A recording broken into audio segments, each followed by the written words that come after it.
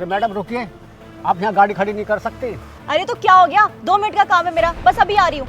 अरे तो मैम साहब, आप गाड़ी वहाँ खड़ी कर लीजिए ना, फिर बाद में आपको दिक्कत होगी। अगर मुझे कोई दिक्कत होगी तो मैं खुद देख लूंगी। तुझे बोल दिया ना, मेरा बस 2 मिनट का काम है, अभी आ रही हूँ। मैडम भले ही आपको 2 मिनट लगे, लेकिन आप यहाँ गाड़ी खड़ी नहीं कर सकते। फिर आपकी गाड़ी में कुछ हो जाए ना तो फिर मुझसे मत बोलना। हाँ हाँ ठीक है, 2 कौड़ी का सिक्योरिटी गार्ड मुझसे मुंह लग रहा है।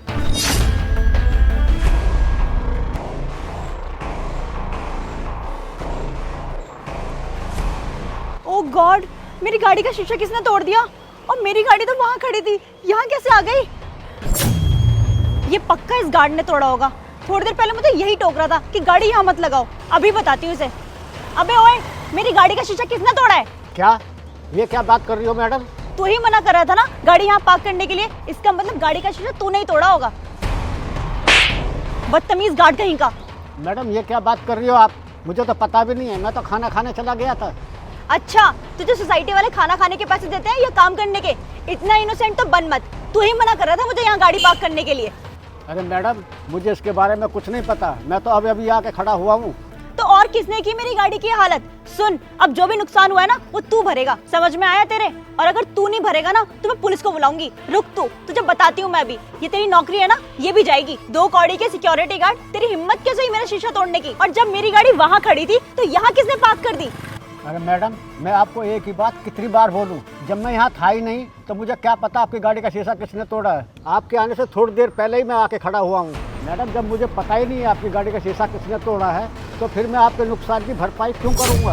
और जबकि मैं तो आपको मना कर रहा था कि मैडम यहाँ गाड़ी मत लगाइए। मैडम इसलिए मेरी बात को समझो, ना तो मैंने आपकी गाड़ी का शीशा तोड़ा है और ना मैंने ये गाड़ी यहाँ लगाई है। क्या बोला? मेरा नुकसान नहीं भरेगा तू?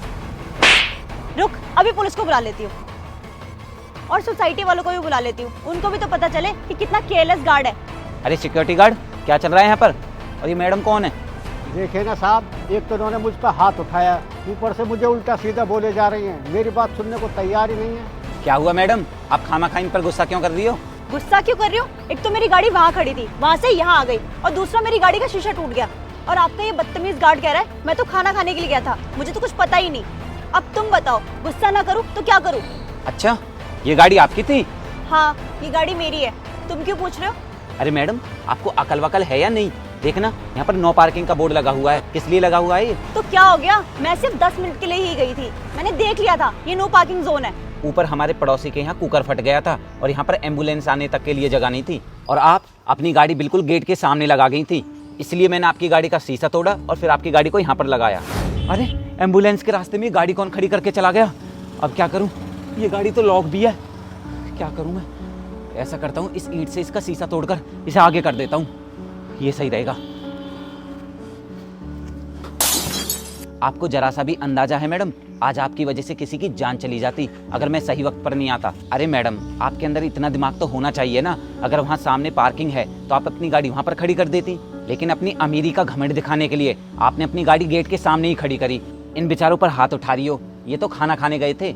मैडम आप कहीं पर भी अपनी गाड़ी खड़ी कर लीजिए, आपसे कोई मना नहीं करेगा, लेकिन आप ये तो देख लीजिए ना कि किसी को आपकी वजह से परेशानी ना हो।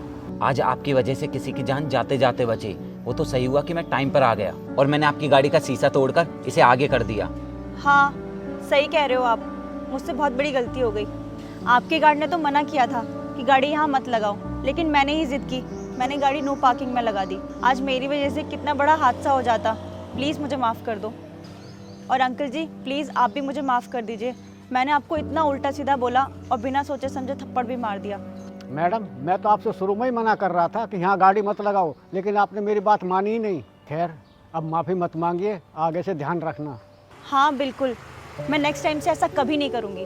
और आज मुझे पता चल गया कि कभी भी किसी पर भी परेशानी आ सकती है।